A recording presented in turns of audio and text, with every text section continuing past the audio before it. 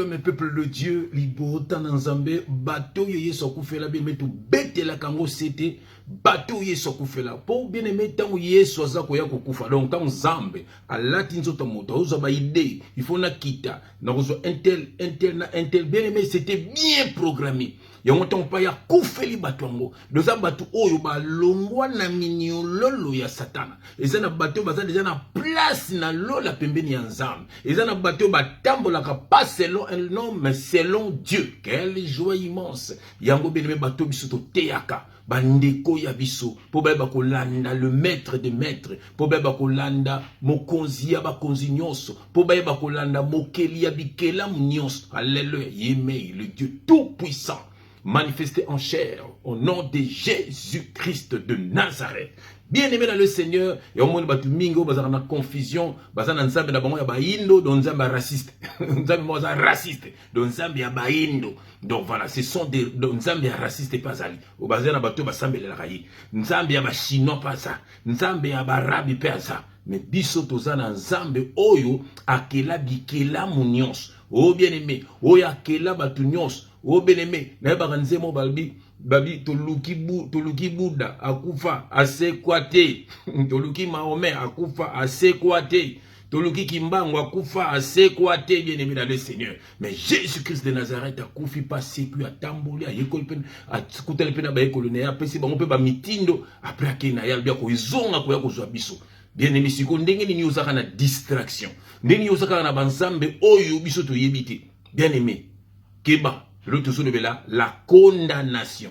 Et ça n'a pas tout basa condamné ba kendeka lifelo. Et ça n'a pas tout basa condamné ba sala kama sou. Et ça n'a pas tout basa condamné ba sala kama be.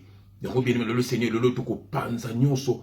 Bien aimé na moni na bonde la embote to passo la makomi na kombo na Jésus Christ. Oh bien aimé, ici nous ne prêchons pas les écritures, mais nous prêchons ce qui est caché derrière les écritures. Scandale pour les païens. Yango ba tombo kakande konanga itango ba yoka kabiso ba yaka mabe po bazo comprendre ma comme ça tozolo baté parce que nous c'est l'esprit qui parle. Na but moko muto longa na mabe po ayeba kolanda Yesu. Ministère Nzambe bien aimé zelike mutu akabola na mabe et puis mutu a se réconcilier na Nzambe. But évangile yangwana et ça nango teke ndako moko boyaka donc dimanche lundi soki nini boya wa mbongo et comment ba club d'amis ba ko kumisaka papa pasteur na Bible makambo ni ça nango te et ça ba organisation d'hommes yango Jésus-Christ azoloba sortez du milieu d'eux. Oh bien-aimé dans le Seigneur, trace comme un scandale comme ko salema pour une go karamakana batwana so karamano na bangote banga basa scandale nango wapi. Tant ça nanda kuno kimia oza ba scandale nango wapi. Oh bien aimé tala ba ba miracle lokuta ba kuma batamusaka batu balia matiti ba mena ba mai pourquoi mindele bana makambo na te me ba mieux que biso ba vivaka mieux que biso souci na biso to longa ba fric poto yaka na mboka na bango mais basa na makambo ya biso te o ya bino ya lokuta bien aimé Nzambe basa na makambo na te le lot tout la condamnation. Nanya condamna yo. Oh bien aimé. Ils ont ba condamné bazala kara na ba pasi, na ba souffrance et puis na sokoba ke li felo. Bien aimé nanya condamna yo. Nanya simba kis n'est pas baby sa famille na bino. Bien aimé na moni na bondela. Yambo to passo la makomi na kombo na Jésus Christ. Éternel Dieu des armées, oh Nzambe na ngai na pamboli kombo na yo. Merci na thème qui toko papa biso la sur la condamnation. Papa oyo libérer bana na yo Nzambe. O bakanga maki l'esprit ya séduction. O bakanga maki l'esprit ya péché. O bakanga maki l'esprit ya servitude. O bakanga maki l'esprit ya maladie kili. O bakanga maki Nzambe na makambo mokilo yo. O ko libérer bango Nzambe na pomoy. Ya on a tiki moma ki toko na maboko Nzambe. Que le Saint-Esprit parle pour l'édification de ton peuple. Au nom de Jésus-Christ, nous avons ainsi prié et nous disons Amen. Oh bien-aimé, na nia condamna yo. Ndokini na condamna yo. Na famille na bino bien-aimé dans le Seigneur. Oh bien-aimé, tous na condamnation. Bamso baza condamné ka po basala ka mabe na mokili. Bien-aimé, ata baye na bonzambe. Mais bango eza esprit na bango baza condamné basala ka mabe. Bien-aimé, ce que ça na batuni ba okotande na ba filet na bango. Bien aimé koza na noko na bino na famille akinane ko simba kisi so pozo mbongo to pozo ba protection et pas satana. Bien aimé batinde à sacrifier libota, à sacrifier famille. Bana no sa famille ba bota maka na maladie mboko boy. Ba mindinga famille ba bota maka. Bien aimé ba bala kate, mi so ta bali faut ba divorcer. Mi so ba bota kaka mais ba bala kate. Bien aimé et là comment on a famille na bino so ça ko se répéter, c'est qu'il y a une condamnation quelque part. Donc, il y a un lien. Au moins, la famille n'a pas même maladie et zongaka. C'est qu'il y a une condamnation quelque part. Au moins, la famille n'a pas c'est qu'il y a une condamnation quelque part. Au moins, la famille n'a pas c'est qu'il y a une condamnation quelque part. Au moins, la famille n'a deux, c'est comme déjà deux. C'est comme déjà belé. Il y a deux ou trois ou plusieurs. Bazaba homosexuels. Bien, mais ceux qui manquent, oui. Mais ceux qui ont commis deux et commis trois. Bien, mais et commis. Donc, c'est qu'il y a une condamnation quelque part. Ba fille na famille, ba lesbienne. Ba garçon na famille, ba pédé. Bien aimé. Bien aimé, ma kambo, belé seulement na ba famille. Bien aimé, inceste, na kat na ba famille. Bien aimé, donc, il y a une condamnation quelque part. Bien aimé dans les cinémas, bato ke simba kisi na yepa comme na mbongo a bloquer ba fina bino a condamner bino. Bien aimé dans plus une définition il y a condamnation. Définition condamnation yoka définition ya condamnation, c'est une décision de justice qui condamne une personne à une obligation ou à une peine. La définition du mot condamnation, c'est une décision de justice qui condamne une personne à une obligation ou à une peine. Bien aimé, akotika masomo te poza condamné nango.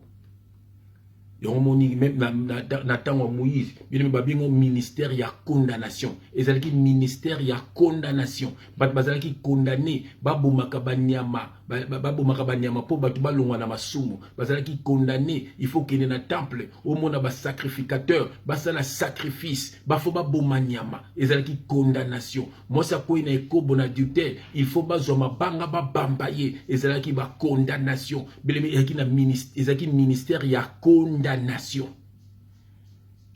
Mais gloire soit rendue à Dieu en Christ. Bien-aimé, tout ça condamné, bien-aimé.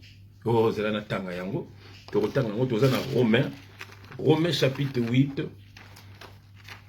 Romains chapitre 8, verset 1. La ligne verset 1 mingi. Voilà.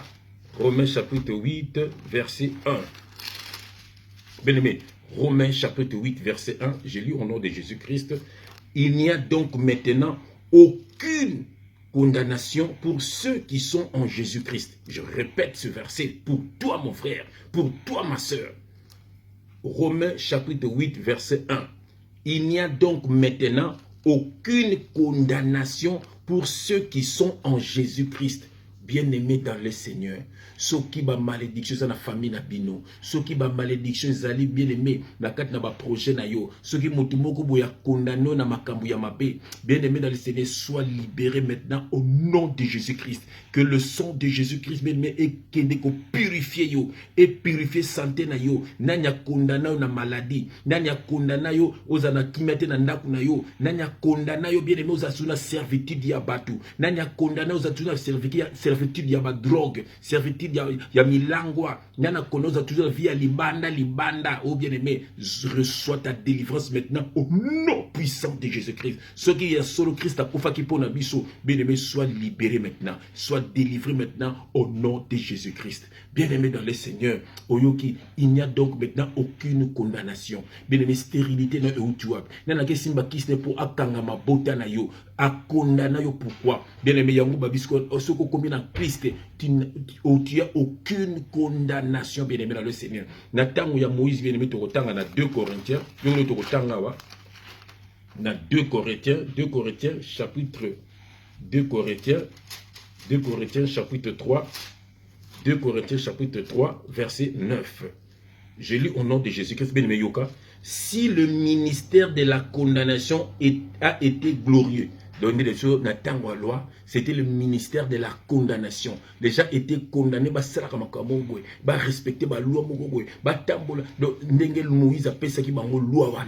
Mais bien aimé dans le Seigneur, yoka, si le ministère de la condamnation était glorieux, le ministère de la justice est de beaucoup supérieur en gloire. Voilà. Moni, bien aimé, ministère, ce qu'on a le ministère, il y a justice, il y a nzambe. Donc, tous là-bas, juste dans bon nzambe. Tout le temps, vous avez nzambe à lingi. Car là, ils ont dit, ministère, il y a condamnation. Mais ce que bien aimé, c'est qu'il y a un ministère, il y a justice. Donc, Nzambe, a kufaki pona yo bien aimé. Nzambe, c'est le monde makambo loi à Moïse. Yo, tu ngano kuto zali na bisote. Et zalaki bango moko ba juif. À l'époque, mano le kaka pas na bango. Parce que ni yo siko Christ a kufaki pona yo. Christ a sali peuple mususu. Bien aimé, Nzambe c'est Abraham a plus deux postérités. Bien aimé, so postérité mususu, eza biso. Bien-aimé, biso, bien-aimé, biso to buta bine kulusu, o ba benga ka mokele benga ka biso ba chrétien, nzamba benga ka biso ba santu, bien-aimé. So nenge nini yo mu santu, oza bazo tia na loi ya Moïse. Balobi awa nini, bien-aimé, na 2 Corinthiens 3 verset 9.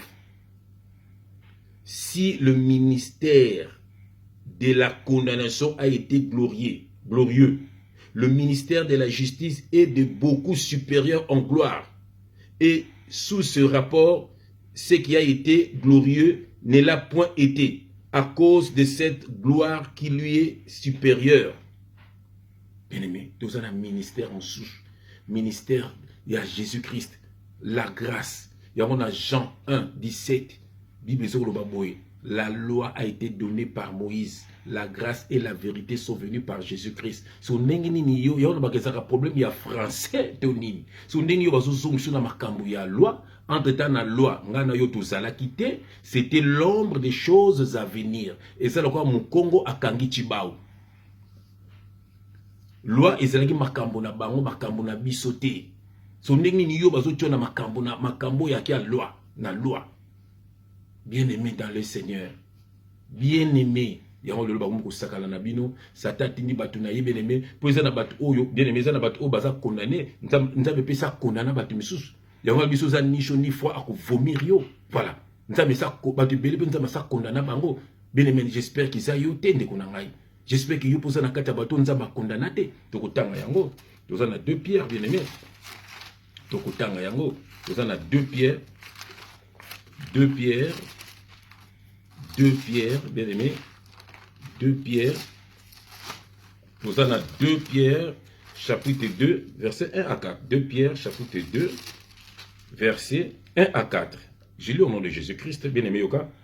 Il y a eu parmi le peuple de faux prophètes, et il y aura de même parmi vous des faux docteurs qui introduiront des sectes pernicieuses et qui reniant le maître qui les a rachetés, attireront sur eux une ruine soudaine. Verset 2. Plusieurs les suivront dans leur dissolution et la voie de la vérité sera calomniée à cause d'eux. Voilà. Par cupidité, ils trafiqueront de vous au moyen des paroles trompeuses. Voilà. Eux que menace depuis longtemps la condamnation. Voilà. Et dont la ruine ne sommeille point. Bon, voilà. Yoka bien-aimé.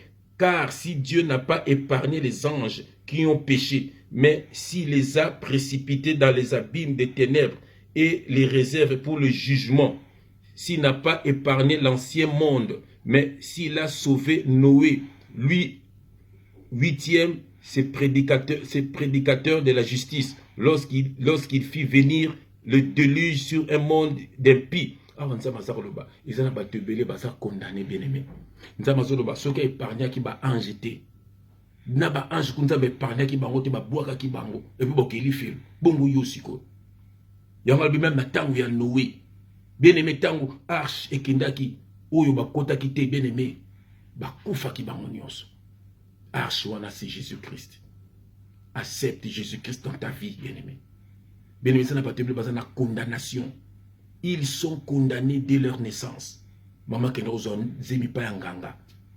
Oh bien-aimé, yo maman na zemi masanga kindumba na zemi mwana wana. Mwana wana. Akubima ndenge nini na uzala ndenge nini. Na loba ki s'appelle na ba mari de nuit ba bota na bato solo. Maman la lozolo ta mobali na yo na butu. Eza yete. Obotu pe mwana longa mobali na yo. Bonolo ta mobali na yo. Mona wana za mona ya mari de nuit. Akotia batu bambeli na mokili. Akozala motema mabe na mokili. Akosala makambo mabe na mokili. Batu wana baza na condamnation. Ndeko na ngai accepte Jésus-Christ dans ta vie. Pour tes postérités na yo, bana na yo, baza na lipamboli ya Nzambe. Longa na vie ya loyenge, Satan travaille na kata loyenge, na babar, ba concert, ba loyenge, eza milia Satan apona ko détruire. Mwana Nzambe bazo ba sortir du milieu d'eux. L'église ozo mona eza na ya Nzambe te. Église Nzambe eza elaki peuple. Aya ko peuple na ye do église na ye. Église corps du Christ. Eza bato ba bimi na mokili bien aimé. Yesu atiaki Zaché, jamais Zaché kendaki na bâtiment moko boye to alandaki Zaché atikali pa na ye abongo to motema. Akomi kozongisa biloko bato azwaki. Bien aimé place ozali nde Yesu azarande na bomoi na biso, azana kata ba bâtiment te. Bien aimé, Molimo Nzambe vanda nde kati na yo. Yo nde bâtiment ya Nzambe. Alléluia. Pourquoi bazokosa yo? Bien aimé, yeba kotambola na mokili. Longwa na condamnation ya bato mokili. Nani a condamné aux atuna makamabe. Nani a condamné au pour kende lifelo. Bien aimé. Nzambe a pambola yo. Bima kati na bango. Bazana mission. Ba camarade ya mabe na insistaka. Ezana ba camarade mususu. Baza ba ministre ya Satan. Musa na bango za ba mema biso na distraction. Soko kabwani na bango te. Bonzaka na ba pona vie na yo. Pe na soko ke lifelo. Bango ba benga mi po ba tindo kara boza na distraction. Les amis dans ma membre me soit famille, bango pe ba benga mpo keneka na dissection. Moi liba no kam bango ka batelo sa kokota. Bango na zo ibisa onde ko nanga yeba ko kama kaka na Jésus Christ. Kaka na Jésus Christ. Yenda za chemin, yenda za vie, yenda za vérité. Ngande ko no na za ka messager, na za Jésus Christ te. Ko lukela nga ba problème te papa. Bato balinga bomo na bango banzambe bazali bato na lokuta bazo longolo na présence ya Nzambe. Dieu est très jaloux na bana nae. Bien aimé kanga makana Nzambe. Yo kaka nde mateya ememo na présence ya Nzambe. So kanga mina Nzambe sata kozala musika na yo oteng na Romains 8 verset 1 condamnation za soute na vie na yo. Nyoso zaki na ba famille na bino yo ko bima na kombo na Jésus Christ. Nyoso ba la quartier na bino ba ndoka katita basanga na butu yo ozala parler parce que tu as Jésus Christ. Et puis vino ko tambola de gloire en gloire, de puissance en puissance parce que tu as Jésus Christ. Paul a dit, ce n'est plus moi qui vis, mais c'est Christ qui vit en moi. Si Christ vit en toi, bien-aimé, est-ce que ça na makama mabe? Est-ce que bando frappé kaka yo? Nandimité. C'est que ça na Christ te. Yango longwa na condamnation, ça dit longwa na makama mabe, kama na Christ. Bien-aimé, Nzambe a pambola yo, Nzambe a visité yo, ce qui m'tatali yo amona oza mwana Nzambe. Bien-aimé, yo na Saint-Esprit. Ndenge ni lokoti magasin, olati bilamba ndenge moko na bapaya, ba na Saint-Esprit. C'est que ça na Saint-Esprit, uzaka na Yesu ka ya mbebo. Bien-aimé, ça na Saint-Esprit, Saint-Esprit tamda otala yo na lateli no na ndenge lo mona oza différent na bato yo. Que Dieu vous visite. Que Dieu vous délivre, bien-aimé, dans le Seigneur. Partez un message, bien-aimé, qu'on a ce long na famille na yo, qu'on a ce long na bo moïna yo, bien-aimé, et que Christ à côté na bo moïna yo, peut ba porte nos vie na yo et fungwama au terme de gloire en gloire, lumière et pe na bo moïna yo, banguna na yo, bazala ba marche bien na yo, au nom de Jésus-Christ. Amen.